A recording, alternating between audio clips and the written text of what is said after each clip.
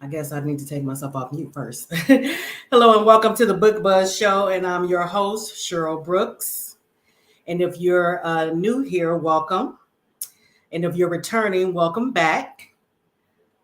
If you enjoy the upcoming show, please like, follow, subscribe, and share the broadcast so others can enjoy it as well.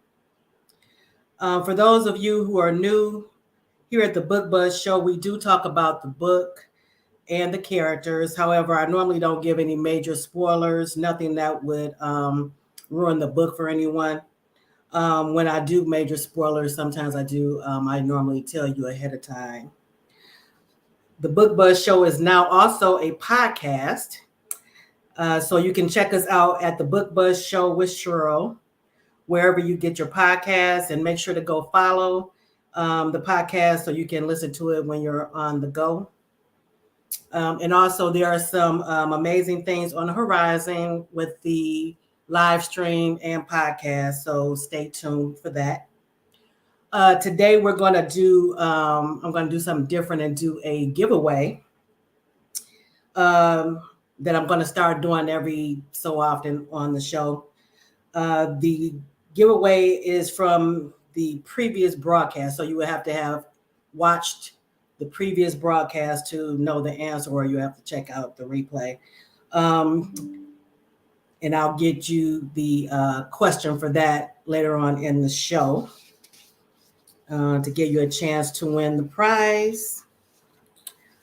Also, before I bring on my guest tonight, I have a shout out for the sponsor of this week's broadcast. And let me go to that.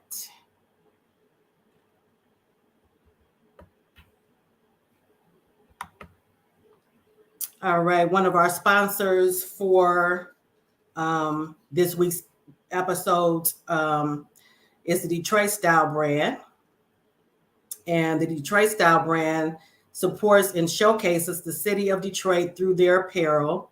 And the great thing is that you don't have to be from Detroit to rep the Detroit Style brand apparel.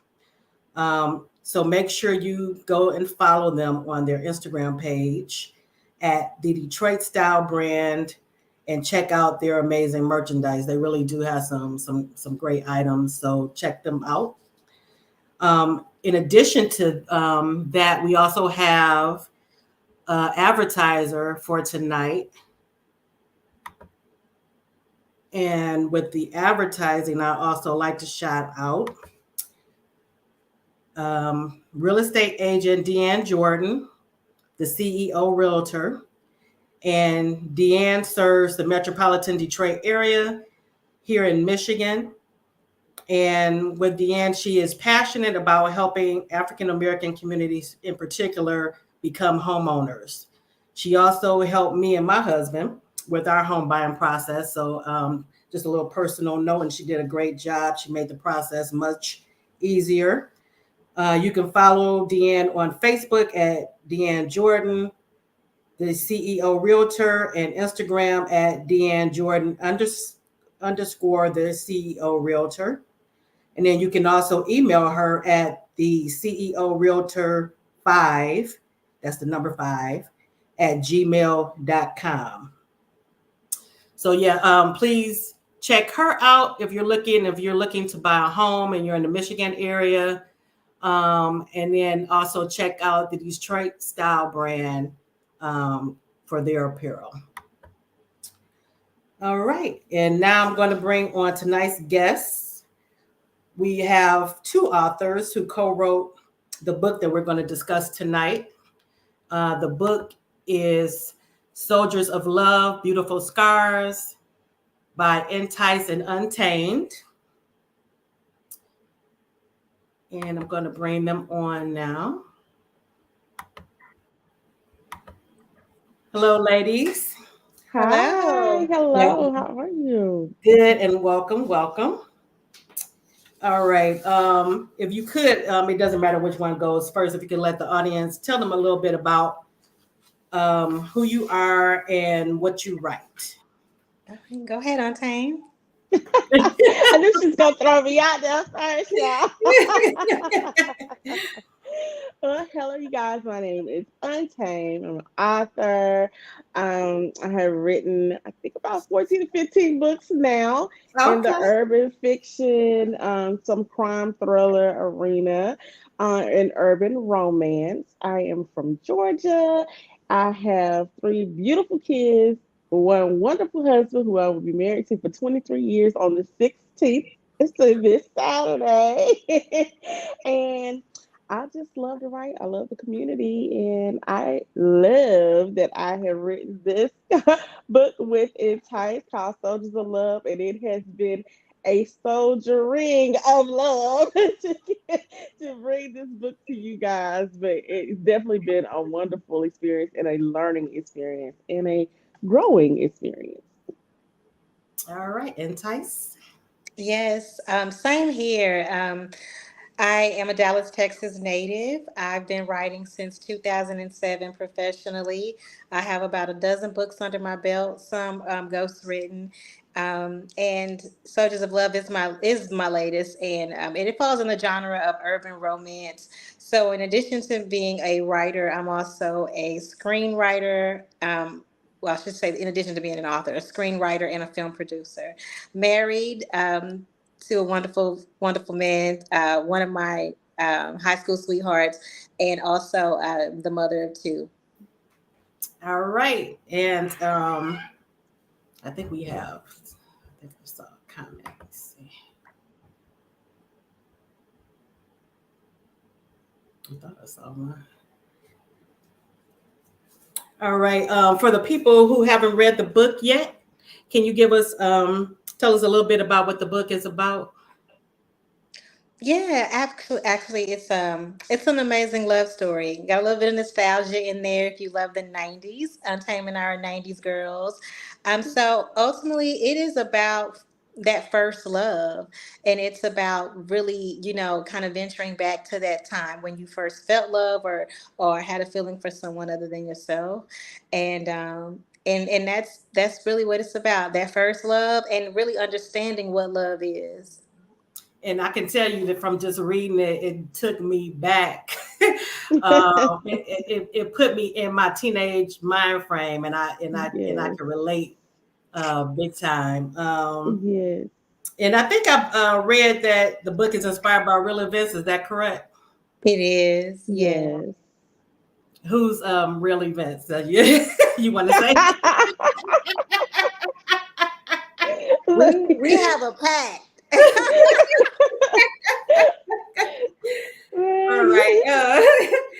All right. How did the collaboration come about with the book between you two? Oh wow, Untamed, you want to talk about that? Because yeah, it was amazing how that unfolded. So, pretty much, it's like that I was just talking about. She was also my agent, but we worked very well together. Like she said, she's film producer, and I'm also on that side with her producing and screenwriting as well. And as we talk, we go into a lot of stories and a lot of ideas that we have, and so. We were just speaking one day, just how you're talking to, you got to get in the girlfriend talk and sister Right. girl talk, and we had this idea, she brought it for us. She's like, I really want to tell this story, and it's based off of, just true love and going back to the 90s. And so we weren't settled on the dual timelines at first and going back to actually bring it up from the 90s. We weren't settled on that. But then when she was like, yeah, I think I want to do a dual timeline. I want to do, like bring back that 90s nostalgia. And Right. I was like, if you, in my bio, he was just like, I am a 90s person. I am all things 90s. So as soon as she said that, I was like, I'm in, let's do it.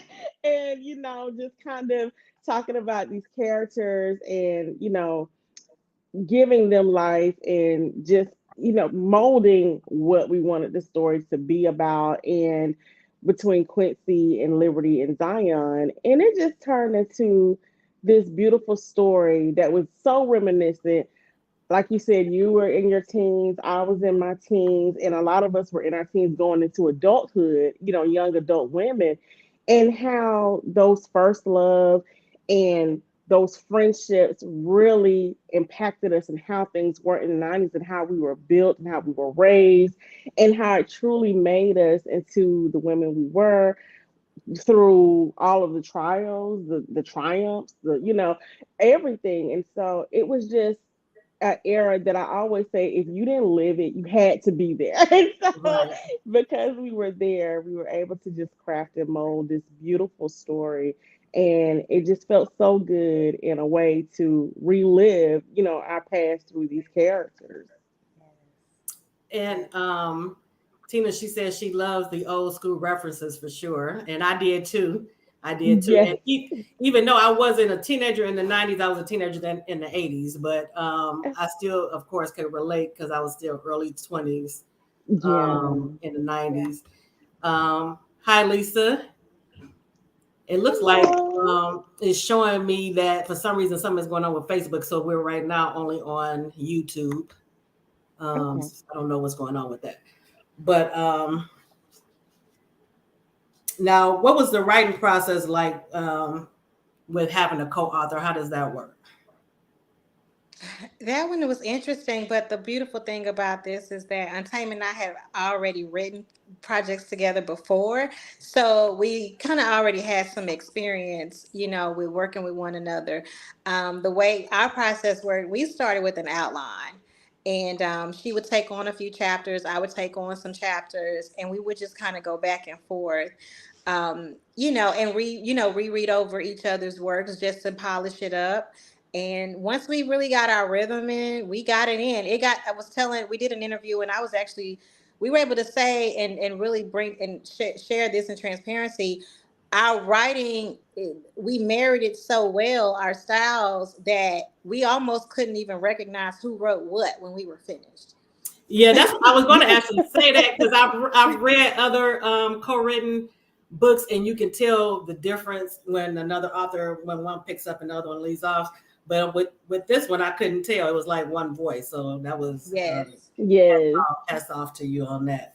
Thank you. Thank you. We really worked on that. We really truly We did. did. And I think too, because we each, I think the key to that is sometimes people say, okay, well, this is your part and this is your part, and you may read it and say, okay, it's good, but with each part, whether it was her part or my part, when we read it, we would actually talk and like have pieces of it that we would say, okay, well, what if I add this in, or what if I take this out, or what if I rearrange and say this?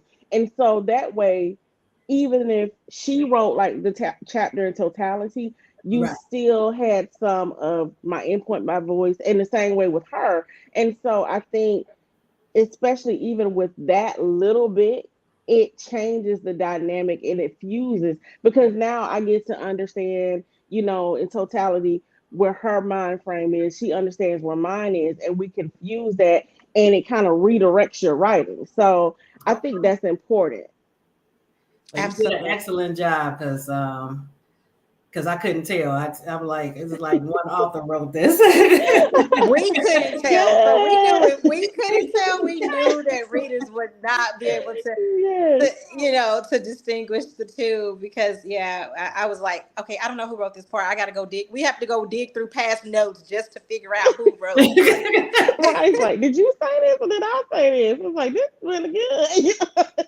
So that's how you all Yeah. did it. You did it by chapter, or did you? Because I know sometimes some of the authors that I've asked before, they take one character and It was like a few chapters at a time, okay, and then some chapters were single, like some we did singly write. Like we would go back and say, we need to add a chapter to that. And if it was a chapter Yeah. that was like mainly like Zion's chapter, she was like the advocate for Zion in this book. I was the advocate for Liberty in this book. So we would have moments where it was and it was healthy and it worked. So there wouldn't be any disconnect. So she right. would say, "Well, no, Zion would feel like this. He would say this," and I say, "Okay, okay, I, okay, I Zion." listen, and you know know how it is, especially when you're writing the parts for the young woman for, especially for your first love and Right. everything. You kind of want to be like, I don't want to say that. I don't want to give him that credit, Yeah, So yeah, I had to advocate for Zion, and then I was like, yeah. okay, but then she was like, well, Liberty was saying, so because I knew I advocated so hard for Zion, I would be like, Right. okay. She did it to me. She did it to me. And so, and it actually made the story better because she would go harder. And I'm like, well, okay then. Okay. And it allowed us to really push our characters to the limit. Right. Yes. Seriously. So we were having like it was almost like reliving that through these characters and putting ourselves in their shoes. Right. And then I would sleep on it and I would wake up and I'm like, no, no, no, no. I think she got a little more to say. Okay. So let's revisit that, and it forced us to take them out of that box and really Right. exercise their voice. Really, really good job. And let's see. Tina is asking, how long did it take to finish the book? Whew. Didn't we start this before COVID? we Did you? we started this book, I think, in 2019, and it took us to 2020, what, 2022? 2022. Now I will say, in all actuality, there were a few things that was coming in between that because we are Oh, film okay. producers, so Yeah. it wasn't like it was actually the writing part of it. It was more so we had other projects that kind of Going came in between, on. so we sit it down and then we would have to revisit it, read it again, and revamp and just make sure that we were marrying because as the years are passing, time is changing and our writing styles even are growing. So, we went through a couple of rewrites on it, through different chapters and everything, just to make sure that even our own voices were matching with them Right. from beginning to end. So it, Yeah. like I said at the beginning, when I say we journey. Yeah. It has been a labor of love, and we actually enjoyed every moment of it because it really did push us. It pushed us as It writers, did. Okay. and it allowed us to really go into the meat of the story, Right. and I wanted people to fall in love with the storyline itself. I wanted this to be one of those I classics. definitely did that. Now, Mm. you said you started writing it in 2020. What kind of impact did the pandemic have on it, on you as writers, if anything? Like I know some people said they had a hard time writing during that period. You know, I would I, say this, I and mean, we put actually, it down it for a minute, if I'm not we put mistaken. we put it down for a minute. But if I would say anything as far as us writing through the pandemic, and actually, and Tyson and I had this conversation a little bit today, not related to the book, but we're both staying. Well, I don't want to say stay at home mom. We work from home. We're also like you're stay at home mom too, but we work from home. And with the pandemic, everything closed down. So where Right. we're used to being at home by ourselves and being able to be in our creative mode, we're used to being by ourselves. So Right. our dilemma was not so much we couldn't go outside. It's Right. just that everybody from the outside came inside. Yeah, Right. you yeah. you're not used to your husband and your kids being at home while you trying to do what you gotta do, and During the it's like day. this, and they forget like they don't have work, they didn't have school, at Right. first, and but you're still over here being an author, a film producer, a screenwriter, and you're trying to write, and they're like, babe, mom." Yeah, yeah, yeah. I can understand. Yeah, I can understand that. And now, what are the challenges in writing with another author, if anything? Are there any challenges that comes along with that? I mean, because we were so fluid in the very beginning, and we kind of positioned ourselves by creating that outline. We were on the same page. I don't think that we ran into any challenges. Maybe time wise, I know there was a moment where towards the ending there, it felt a little rushed. So we did go back and do rewrites. Okay. That's one of the things that we did do. But again, we were still on the same page. Our voice became one. So even towards the end, when we were finished, we were like, "Oh, I'm so glad we did that. Like we needed to do Yeah. that, you know." I So were think So you our in sync as challenge. far as your schedules though? Oh How did yeah. that work as far as scheduling time? the only time that this, because we were going to initially, this was initially supposed to be a project that was going to be self-published or, published independently Right. without major distribution. So the blessing that came around that time, COVID time, was I ended up landing a distribution deal with Kensington. So I said, Congratulations. thank you. I said, Untamed, this is gonna be, that we're gonna majorly distribute this. So our release date changed. So Okay. once that happened, that's when we went back and we start revisiting the book with a fresh pair of eyes, and was able to tackle it, from, like she said, that eye of growth, that eye of new experience, and that kind of thing. And yeah, and we put another coat of polish on that baby. It worked out. Were you saying And something, Attain? Thank you. I was just gonna say that I think not so much as difficulties with each other. I think with us, when you actually start going through things with a fine tooth comb and you start getting a little bit closer because it's broad and then it starts narrowing down.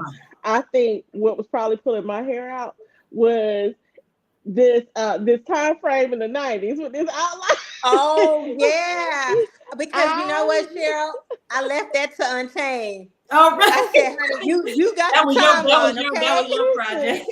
Let me Yeah, let me tell you. I was so I just didn't have that like, headache. I was like, wait a minute. They were born in December, so that technically would have been in this grade. And wait, that was 1990. What? Oh God! And I was just like, you know what? I'm about to pull my Yeah, hair out. I was like, somebody give me a calendar. Throw me some 1989 calendars and let me yeah. let me count She was like, up. these December babies. Oh my God. I can That imagine was though her. what That it was is. her challenge. That wasn't my challenge. That was her challenge. Because I said, you're responsible for this timeline, okay? Uh, let me And you tell can you, and have at it. I promise you, and then it trickled down even sometimes to the music because I was like, no, because this song didn't come out until this time. But wait, if it was April in Right, 1993, they would have been right. this Oh age. yeah. Like, oh, it was so that was so We particular, did a and lot of research. we And did a lot. it shows too. Because when I was reading it, like I said, it put me back in the 90s, and I could. It was like it was his own character basically. Yes, Yeah, and it felt like that because I can remember everything that from the music to the clothes to the hairstyles to the yes, pager, Yeah. yes. everything. So Yes. I can imagine the time it took to go back and research all of that and say, wait a minute, did they have this in the 90s or was this yeah? So I can just imagine, but I really enjoyed because I love period pieces, so I really enjoyed that part of it. Oh, Oh, thank Yeah, thank you. you. yeah, really enjoyed it. And now, what are the benefits of writing with another author? Oh, I think there are a lot Ooh. of perks. Um, One thing is time. I feel like you could write a lot of write a lot faster if you have, a partner. I think another benefit with this project was the fact that we can bounce ideas off of one another, Mhm. and again, really kind of maximize our skill set, but also kind of check each other. You know what I mean? Each other's Mhm. editor. Mm-hmm. So now Yes. normally it's a self-editing process, but it also becomes like it's a self-editing process, but then it becomes like a dual edit process because you have a partner in this. And Right. so if you miss Right. something, or if I miss something, she would catch it. If she missed something, I would catch it. So that helped Yeah. out a lot, especially again with the timelines. There was one Right. point I was like, oh wait, hold on, stop, pump the brakes, wait. And I So think one yeah. time I even changed the song I had a song. I can't even remember which song it was. I had a song in there, Tupac. and then I took Tupac. it out. It was Tupac. I changed it because I was like, no, this song didn't come out. Then I researched it again. I was like, wait. I put something else in there, and then I said, wait, no, go back because it didn't come out this year. Put it back. Put it back, put it back, put it Yeah. And I can back. imagine too. Even down to the phrases. Even down Oh to the yeah, phrases. Because yeah. remember, Untamed, there was one part in there where I wanted to say something about milkshake in the yard or something, and you were Oh like, no, yeah. because and I was really trying to get away with it, but she wouldn't let me get away with it. She was like, no, because they're gonna immediately, because Liberty is like a rapper and poetry. They're gonna immediately think on that line of Right. rapper, and so they're gonna think about Khalees and her milkshake, in the yard song. And I was like, dang, you're right. Okay, and I took it out. So it didn't That's the it first didn't thing I make the just thought cut. about too. Yeah. It didn't make the cut because of that. So we ended up doing something different Yes. with the And like I phrase. said, the lingo too, like some of the phrases, some of the things that you used to say, like, you know, um, I think I can't remember which character it was, but they asked was his T Jones home, like those Oh things, yeah, those nicknames you call your people's parents and all of that, Right. like all of those different, like just the slang of the 90s or the Right. regional slang of the And I was area about to because say, depending on where you were too, where you live, hmm hmm yep, what the lingo yep. was. Now, did you watch a lot of like movies set in the '90s to get like a feel of the lingo and all of that, or you how did We know didn't have you to. remember?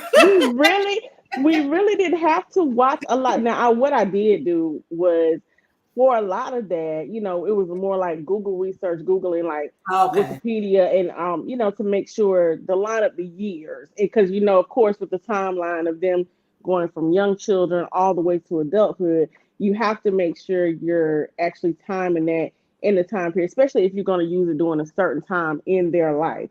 So, Right. like, if I'm talking about Liberty being in the ninth grade, I Right. have to consider the time frame of school year, what month this is falling in, and then compare that to what month this song came out and what year this song came Oh out my to make goodness. sure that matches. Yeah, yeah. Oh my goodness. That just sounds like a big headache trying to go through all of that. Oh my and goodness. It was some and it's research. Yeah. it was some tedious research. Like if you saw these notes, you would be like, you know what? Kudos for y'all for even writing it because these notes were sick. They were Yeah. intense. Yes. I can Yes. imagine. Good evening, Sherelle. Thank you for joining us. Hi, Tina is asking. She says she loves your chemistry. It shows the body of work in the body of work. Thank oh, you, thank Tina. you. Yeah, I agree. I agree with that. Thank Definitely. you. Um, now, when I was reading the book, Soldiers of Love, I was getting Love and Basketball and the Wood vibes. Now, I know the Wood was set mainly in the 80s, but I still was getting that type of vibe too when I was Yes. reading it. And like I said, it just put me back. It took me back to my teenage years. And um, because I mentioned to you that I don't always like dual timelines, but I got so caught up in the nostalgia of it, it just flowed. I loved it. I Oh, loved it. Thank thank you. you. Thank you. Now, were you going for that as far as like Love and Basketball or the Wood or something like that when you came up with the idea? I don't know. I was going for the real story. We Oh, were that's going right. for I the forgot re- about. we You're right. I forgot we about that.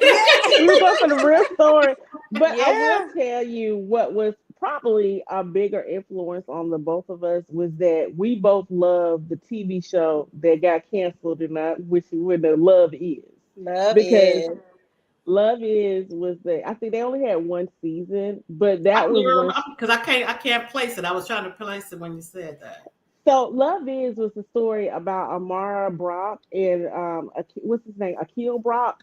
That Yes. was really it was based off their life, the producers who came out with girlfriends.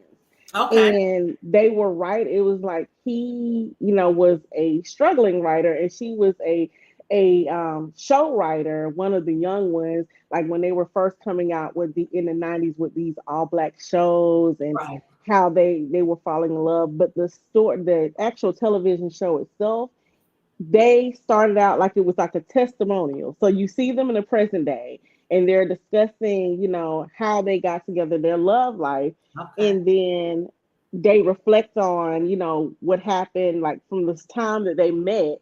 And then the television show picks up and they put you right into the 90s. So Okay. everything from like after the first 5 minutes up until the end is all 90s. I mean, and they did a good job of retelling and reliving that. So I think because it was, like I said, when it came out, that was one that was so nostalgic for everybody. Like so many people loved the show for that one good Yeah. season that we had, and then that I'm one gonna have to good look it season. up. Yes, and it's like, well, they got into some legal stuff, and so it got pulled. That's the only reason why. But it really broke everybody's heart so much when it Yeah. got, canceled. But that was one that we both share a deep love for. Me and the Type, we rarely have time to watch television. Right. So, like, if it's a show that really pulls us in, it's for a reason. And that was one that was That was like one of them. they did a phenomenal job. I can't even imagine what their research had to be like. So, Woo. Um, I was going to ask about. We already talked about it though, the research that goes in that went into it. So if I don't remember which one of you it was, but if you want to read the sample that you were going to read, the excerpt. But okay, yeah. And you just let me know when my time is up, okay? Because I'm gonna start with the prologue and just kind of dump Okay. right in the midst of everything. Okay. Quincy's head fell back as he brought his hands upward and dragged them down his face before looking back at me. Liberty, he breathed out. Instantly, my chest heaved up and down and my skin felt flushed. It was the way he'd said my name that made every nerve ending in my body stand at attention.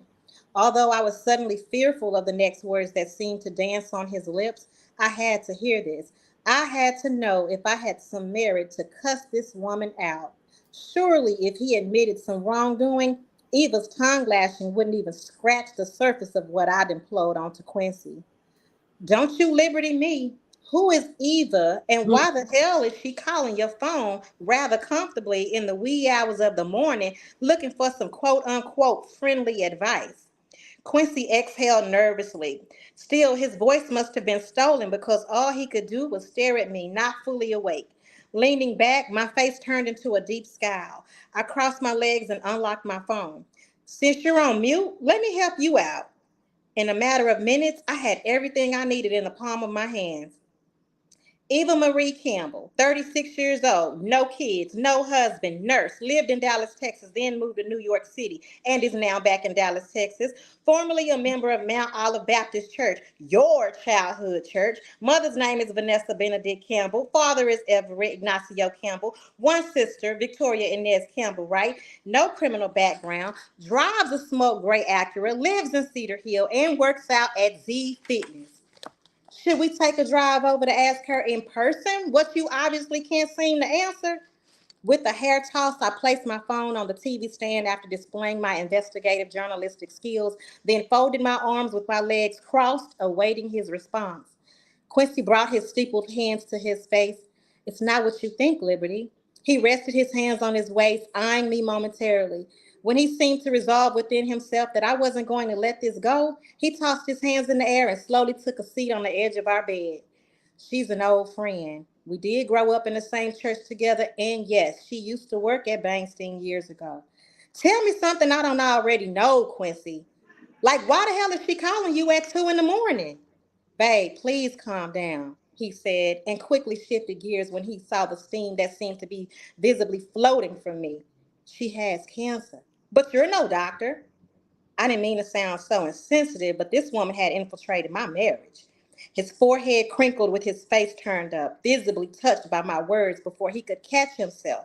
Enraged, I threw on my lounge pants and tank top that lay across the chase as if I were preparing to go to war, because I was. Quincy ran over to me, gently grabbing my arm. I'm sorry, baby. It's not like that. Are you fucking her, Quincy?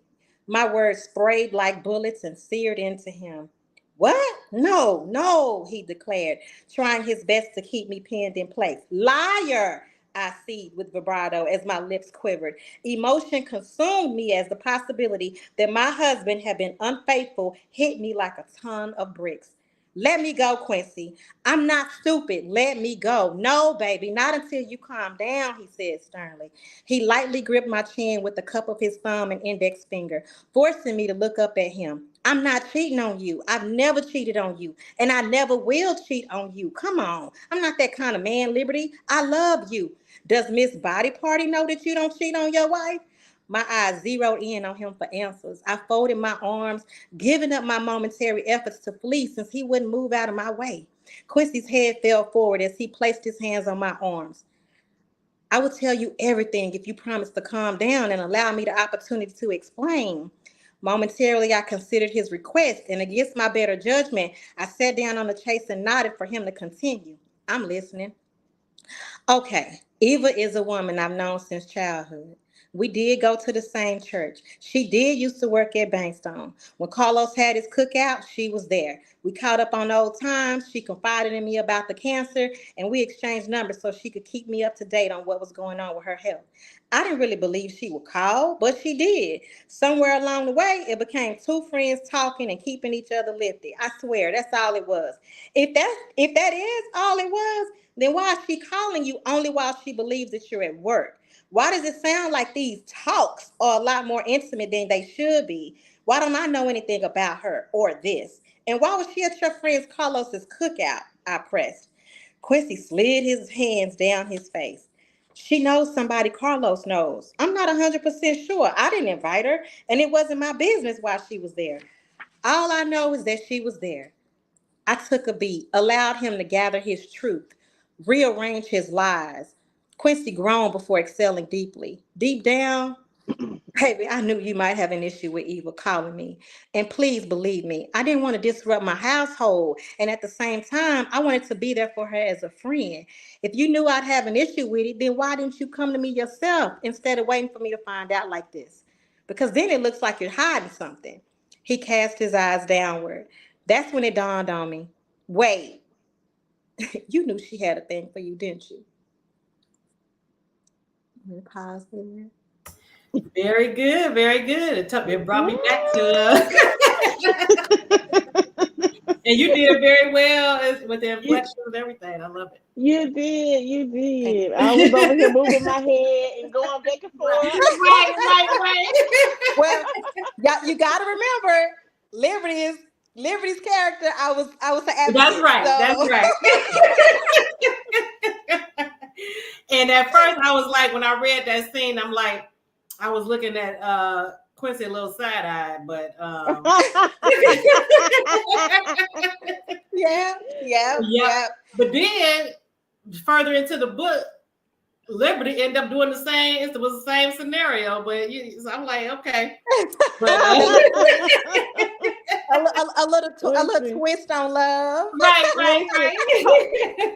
And let me look. I want to say this because I kind of feel like I need to insert this. I was also asking for Quincy too now. She was advocating for Quincy too. I was advocating for Quincy. Say you were the team men in the. She was team men, and I was all women's empowerment, all women's liberation. Let her voice be heard. I was on that kind of stuff. You know what I'm saying? It broke her heart. Wait a minute. I was on. We're the judges over here. Oh, right. I was on that. All for the woman. Yes, I was like, because Quincy had to come back now. It was a few times he had. I said, nah, Quincy got to get his shine on this, you know. Lisa's giving you hand claps, and she says she loves it. Oh, thank you, Lisa. Okay, so let's get into the characters a little bit. Can you describe Zion for the audience, give a glimpse into who he is as a character? Go ahead, Untamed. I laughed because I knew it. I She knows advocated for him him so so well. hard. I advocated for him so hard. Like So Zion you know is him just my from like the back person. of your head.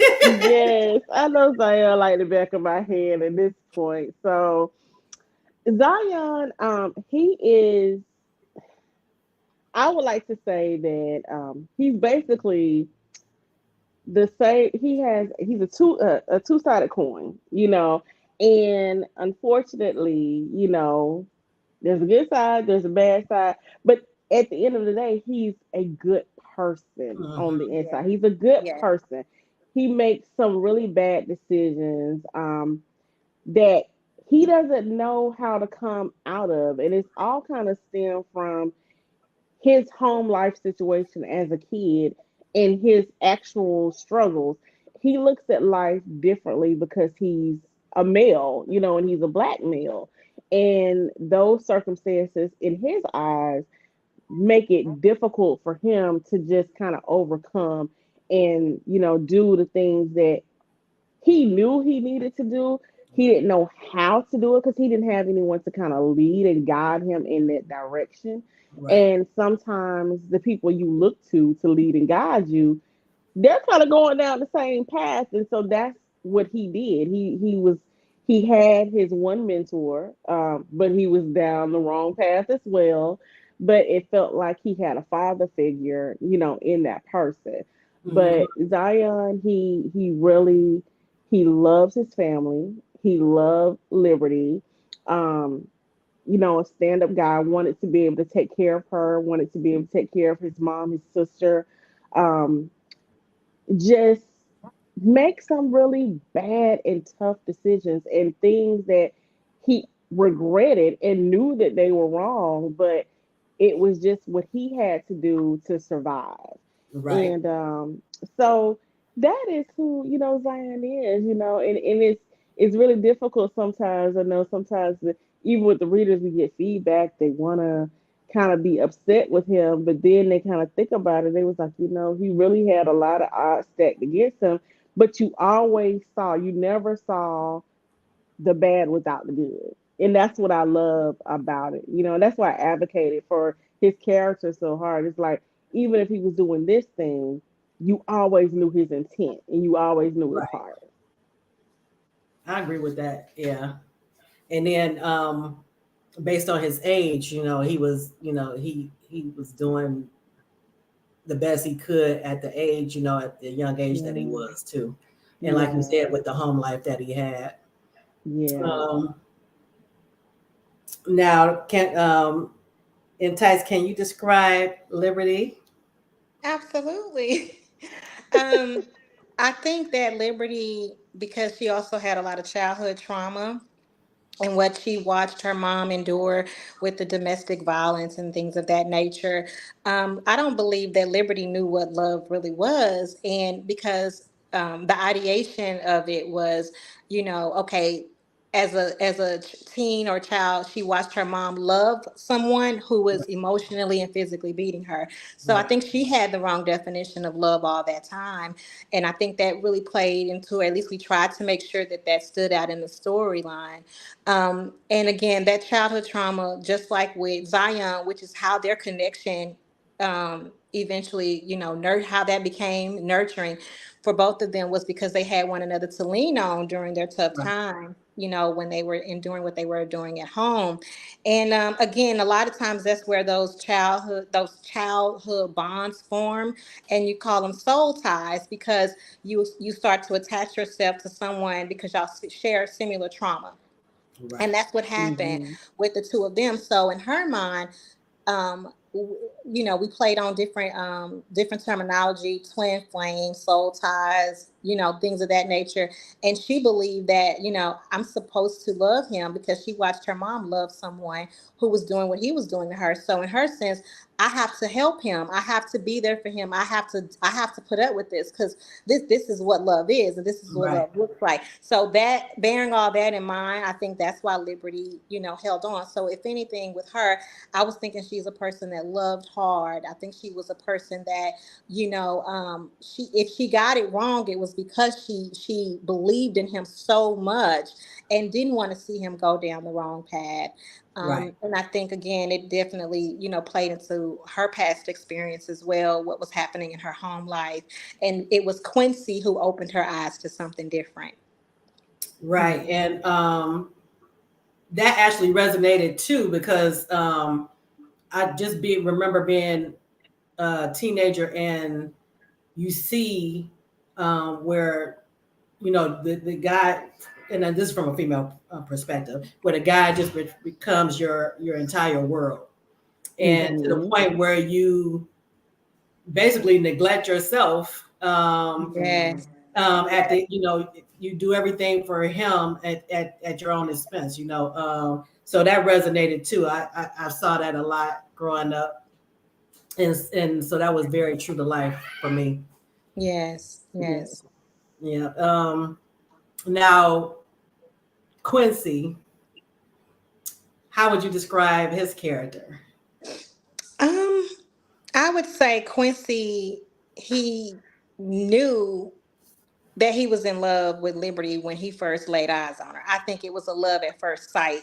And I think that he was first a witness to what Liberty was going through with Zion. And I think that from his perspective, he was able to help her through that. So he became like almost like that shoulder. So Right. he took a lot of punches, he did. But he didn't want to let her hand go. He knew that Mm-hmm. if I show her different, if I show Mhm. her what true love is, then maybe I can earn her love. I can Right. earn her. And I think that he was patient with her, like she was patient with Mm-hmm. Zion. Quincy became the one patient with her. He waited for her, Mm-hmm. and I think that it took us to write his character in that way. And I didn't want to have this black man be combative and be ready to fight and knock Zion. I didn't want Right. that in Mm-hmm. my Okay. Yeah. story because we see that already so much in other stories. I wanted this one to really be like a soldiering of love, like fighting for love. And Right. and that Mm-hmm. is how he stayed a man. He was gonna stand up for himself, of course, but he had respect for Liberty. He saw the vision Mm-hmm. and where their relationship was going, and I think he just wanted her to wake up to Zion's BS and be able to say, "Do you see how he doing you? Does that Mm-hmm. feel good?" Right. You Yes. know? And I would add to this that, and you touched on it. Wherever I think about Quincy, I literally think about love is patient, love is kind. Yes. And that is who he was. He was patient, but he was also kind. He was a Yeah. gentle love. Yeah. And that was what, it was very turbulent, when as Liberty and Zion got older, it was a turbulent love. But Zion was troubled, and you can't have a calm where you don't live when you live in chaos. That's When right. you mentally you're living in chaos, physically you're living in chaos, and that's kind of where he was for a while. Mhm. He lived in chaos, and he really had no peace, so he couldn't bring her any peace. She had to be Right. his peace, so Right. she needed somebody to balance her out, Yeah. and that's where Quincy came in with this patient and kind love to show like this is really what it's supposed to be like. This is how it balances you. And when if you could just see the goodness of it, you will understand that you're getting pulled into the chaos, Right. and Right. and that's when he really, that's what he exuded, and that's what I really loved about his character. And I love that he was always very diplomatic, and he was able to Yeah. always step outside of himself to present the truth to Liberty, Mhm. even if it That's hurt her feelings, even if he had to stand up for himself. There was those moments, and that's what I also love. Like he knew Right. as a mature black man how to assert himself with Zion, but also how to step aside from himself and say, you know what, I got to step back because I'm so close to you. I have to show you this in a way that you see it through my eyes and you that's right. understand me. So he was able to do that. And I think a lot of times you're only able to do that when you're able to convey that patient and kind love. Yes, yes, yes. Yeah, I agree. I liked his character. I liked Zion too, and I actually was rooting for all of them. But especially Zion because I wanted him to be able to see himself like as Liberty saw him. Saw him, Yeah, saw his yes. potential, and but he didn't see it um, Mm. in itself. And because even in the beginning, I was looking at his mother, kind of like, is she the problem? When but then I came to realize that she actually loved him, but she didn't like how he was behaving. Um, so Right. I'm like, why is he out on not at home? But then I Yes. saw she was a mother who did love her son. Um, Now there were some traumatic things that happened to a few of the characters in the book. Was that intentional? Because it was hard, it was difficult to read actually, but Yeah. I could see where it needed to be told. It needed to be in the story. Yes, Yes. it Was was there a intentional. reason that you all decided to put that in? It was intentional. It was part of the real story, the true events. Oh, okay, okay, And I think that for Untamed and I, we had a friend. We all had a friend that dealt with some similar issue. Mm.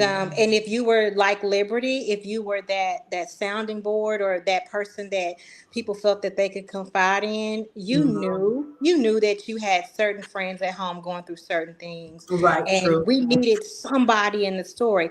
And I'm also an advocate too for well, living in your truth. And I think that needed to be told as far as Terica's character and how she came out, and right, over time, Mm. in the 90s, that was not, it wasn't really accepted in the 90s, Mm. and a lot of people, they were very closeted when it came to their sexuality. So for Terica, she stayed in the closet for a long time, and you didn't really see her story start to unfold. You saw it happening, but you saw it in pieces, and then you saw the friends get into it with her, and then they start really yelling things right. out that were hurtful to her. And Mm. we wanted to see that in real time play out too, so that people could kind of take that time too to assess how they treat others. And so they Yeah. were the perfect, I did have a Yeah. it did have me questioning on. I think Liberty actually questions it in the book. Did what happened to her push her in that direction? Because in the beginning, remember she had a Yeah. crush on Lonnie. Yep, Yeah. yep. Yep. So that's what I Yep. was wondering if that had something to do with it. But I think it Yeah. was good the way it was just left Up to the to your reader Right. to, yep, Left up because to the it could go reader. either way. right. Yeah. Before this book, actually, I had a documentary called Beneath My Skin, Okay. and it's out there on YouTube. It's free. That was my very first shot at independent filmmaking. In that documentary, I did interview a lot of women, and a lot of them had different experiences in regards to how they came out and what happened to them to make them go. If they felt one way or the other, some Right. felt they were born that way. Some felt, well, no, this transpired in my life, so it pushed me this way. So I wanted to be able to merge those different interviews and experiences and put them into a character to where at the same time the reader gets to put themselves into Terica's shoes, and you tell us your story. You know what I mean? If Mm. this Right. resonates with you, Right. because it could truly be it could go left or right with that. So, and I didn't want to force that on anybody. Yeah, Yeah. I think you did a great job with that. Like you said, just Yeah. leave it up to how the reader interprets it. Um, And I would even say for the men, because there were certain, there was certain things that happened with the young men, a yeah, couple of young men in right, the book as well, and that was a part of the true story, but it was also implemented because of the life that Zion was living, mm, and so we wanted to bring home that messaging of the different outcomes that can happen when you're going down a path in life, right, that's just not healthy for you. That's not good for you. Yeah. And, Zion took a lot, he had a lot of loss, in there that he suffered. and he couldn't understand. He had to actually contend with those emotions of why he was the one that was surviving. And how Right. he couldn't do what he needed to do to even rectify the situation. So a lot of that even weighed on his heart, as well. So we had it both from the female perspective and from the male perspective. Those things that unfortunately, that happen in life, those traumas, Right. and it's just a true interpretation of the life we live or the situations that we end up involved with or that home life. And unfortunately, like she said, a lot of times, especially growing up, in that era, even today, it's just times have changed, but stripes don't change, sometimes, but when you're in those environments, how you can fall victim and fall prey, Right. so we wanted to just expound on that because it's not going to be everybody's story is not going to come out with a happy ending. It's That's just right. not. That's true. Everyone don't get that second chance. That's Yeah. true. Yeah. And with I can't even think of her name. The girlfriend, Share Shaneria. scenario. Shamiria. I Hmm. actually felt for her because I didn't feel like she was being malicious. I felt like she didn't value herself enough. Yes. I believe that Yes. she really did care for Liberty as far as her friendship, and Liberty cared for her. So just the outcome with her really it was hard Yeah. to take. I'm like, my goodness, but Yeah. it was difficult to read, and And with Trey. And with Yeah. Trey. And yeah, with Trey too. Yeah. Mhm. yeah. Same time. Right, and they both Yeah. had to deal with that at such a young age, and Yeah. just wonderful, wonderful, wonderful story. And I was wanted to tell you one of my favorite scenes in the book was the schoolyard scene with the wedding when they were. Ah. Yes. That was so cute. Oh my goodness, it was so cute. And I could just see it in my mind. That was one of the scenes that I loved, and um, I also loved when Quincy broke it down to Liberty about how he felt and how he felt disrespected, and how she wasn't putting him first, as far as the marriage. And then it changed how she worked as far as the marriage. Hmm. I like that scene, and then I also like the scene with when Liberty broke it down for Zion, Yeah. um, as far as what she believed their relationship really was about. And of course, he was like, "No, don't say that." Yeah. Yeah. But Yeah. really, really, really good scene. I love all of those. Did you have a favorite scene in the book? Either one? I mean, I want to say really the whole book I loved so much about it. I love the love throughout the story. Mhm. The fight, and I don't know, it's hard. It's hard for me to pick Yeah, one. It is, I but can see. I can that see. scene on the schoolyard scene where Yeah. they married, that is one of my favorite scenes. I love the church scene. That was a little bit of a lick back, for Liberty. Um, and man, I even loved when they got to confront each other at his mom's house. I Oh like that yeah. Yeah. too. I did. I did Yeah. too. Yeah. That Hmm. confrontation was really necessary, and I think his Yes. mom knew they needed that. They needed to come and Yeah. finally speak their piece. And so yeah, Hmm. it was a lot in there that I loved about it. What Yes. about you, Untamed? Actually, both of you all touched on like my favorite scenes throughout the entire book. I think if I could add one scene, it would probably be the graduation scene where Pac-Man came and Oh yeah. Oh yeah. they all made Yeah. their peace Oh, that's gonna and make me cry again. yeah, he Oh made his peace, God. and Yeah. they were able Yeah. to bond together like one last time, at graduation, like all of the friends except for Right. the two. Well, Trey wasn't a part of that, group of friends, but Zion and Shaneria. As you read, you'll find out what was going on with those two while they weren't present, but. Pac-Man was there, and then as you read, you find going to science perspective and you find out about Pac-Man. So that was really impactful Yeah. to show. Mhm. Um, but it is just it was like the closure between all of the friends, and you know how it was like, you know, foreshadowing of how they were going to live their life and how they were going to go about, you know, after high school graduation, you know. And I just love that moment. It was sad as well because you kind of knew They from were going the their back and separate forth ways, and that and they were going their separate ways. But at the end of the day, I really loved how Pac-Man just kind of manned up, him and Lonnie, and they just made peace with Quincy. And so they made peace also with Liberty, who was also their friend since childhood. right. So in that moment, so it was really, that was another beautiful moment for me too. I agree because it actually showed how much the friendship with Liberty meant to them because Yes, they basically accepted Quincy for her because they saw yes, that Zion was Not the messing regular. around yes. Yeah. literally. And he, Yeah. yes. Uh, And that's what I love too, because when you read it, of course, the males are, you know, are the best friends and the females are the best friends and their right. little friend clique. But they were also had major love for each other because, you know, Lonnie had that one moment where he takes Liberty home and Oh Liberty yeah. confronts him, Yes. and he didn't want to, but he was like, you know what?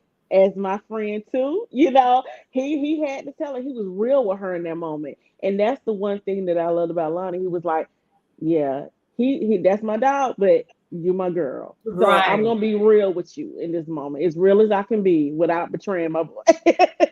Yeah. Yeah, I love that scene. Because I love stories with strong friendships, and it Yes. definitely was displayed in this book. So I love that, and it looked like we're at the time. This time has flown by.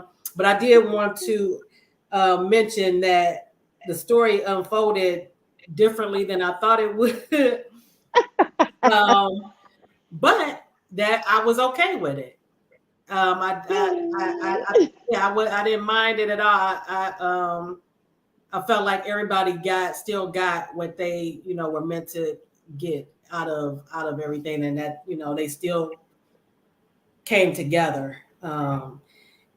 So at first I thought, okay, that's different than what I thought it was going to be, but I liked it. I liked it. Yes. I'm so glad. I'm so Yeah. glad. So I want to thank you both for coming on the show, and I do encourage everybody to please go out and get the book. Let me show the cover again. It's Soldiers of Love, Beautiful Scars by Entice and Untamed. And believe me, I read a lot, and this was a very, very good read. So I encourage you to get the book. And in the description, you'll find where you can stay in contact with both of them. And it's also been flashing on the screen. So I want to thank everybody who was in the audience tonight. And I'll actually, after the broadcast, I'll put in the comments about the giveaway. And again, thank you, ladies. It was a great discussion. Thank you for having Thank us. you. I No, appreciate it. no problem. And have a great evening. Have a great evening, everybody in the audience. Thank Thank you you. You all. All too. right. See Thank you next y'all. time. Bye See you bye. next time. Oh, Good night. good night. Good night.